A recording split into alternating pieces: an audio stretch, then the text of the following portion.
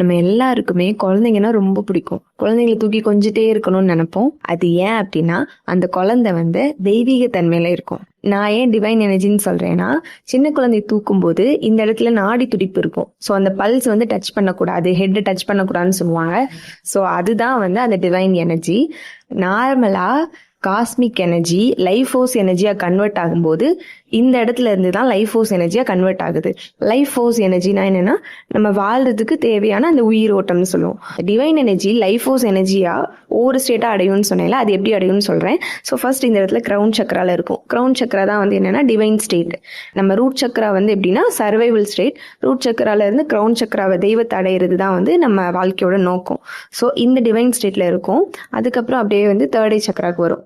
So குழந்தை பிறந்ததும் divine energy இல்லை ஆகாஷிக் ரெக்கார்ட்ஸ்ல இருந்து நம்மளோட ப்ரீவியஸ் ஆக்ஷன்ஸ், அதாவது நம்மளோட ஆன்சிஸ்டர்ஸ் இருக்காங்க இல்லையா, அவங்களோட பாஸ்ட் ஆக்ஷன்ஸ், அவங்க எப்படி இருப்பாங்க, அவங்க அப்பியரன்ஸ், இது எல்லாத்தையுமே அந்த எனர்ஜி போயிட்டு ப்ரீவியஸ் ஜெனரேஷனுக்கு எனர்ஜியை வாங்கிட்டு நம்ம பாடிக்குள்ளே இன்செர்ட் பண்ணும்.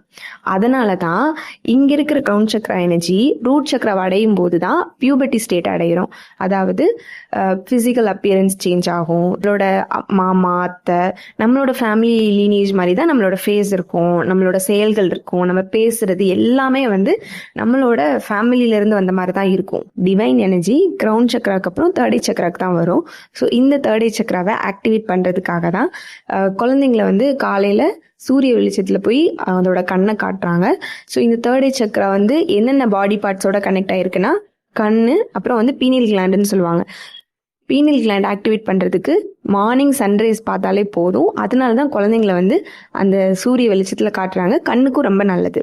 ஸோ இந்த தேர்ட் ஐ சக்கரால இருந்து த்ரோட் சக்கரா தான் நெக்ஸ்ட் வரும். ஸோ 1-2 இயர்ஸ்க்கு அப்புறம் குழந்தைங்க பேசும்போது நமக்கே ஆச்சரியமாக இருக்கும். இப்படி பேசுகிற, இந்த வார்த்தைலாம் எங்கேருந்து நீ கற்றுக்கிட்டேன்னு சொல்லுவோம். குழந்தைங்க அவங்க அம்மாவும் அவங்க அப்பாவும் இந்த வார்த்தையை பேசியிருக்கவே மாட்டாங்க, ஆனால் அந்த வார்த்தைங்க பேசும். ஏன் அப்படின்னா ப்ரீவியஸாக நம்ம பேசிட்டு போல அது ஜெனட்டிக்கலாகவும் நம்மளோட செல்ஸில் இருக்கும் அண்ட் எனர்ஜியாகவும் கன்வெர்ட் ஆகி வரும். ஸோ இந்த மாதிரி தான் காஸ்மிக் எனர்ஜி குழந்தைங்க கிட்ட இருக்கும்போது டிவைன் எனர்ஜியாக இருக்காங்க. ஸோ லைஃப் ஃபோர்ஸ் எனர்ஜியாக மாற மாற மாற மாற மனுஷங்களோட ப்ரீவியஸ் ஆக்ஷன்ஸ் மாதிரி மாறிடுறாங்க. அதனால தான் குழந்தைங்க சின்ன வயசுல இருக்கும்போது அந்த டிவைன் ஸ்டேட்ல இருக்கும்போது நம்ம எல்லாருக்கும் குழந்தைங்கள ரொம்ப பிடிக்குது.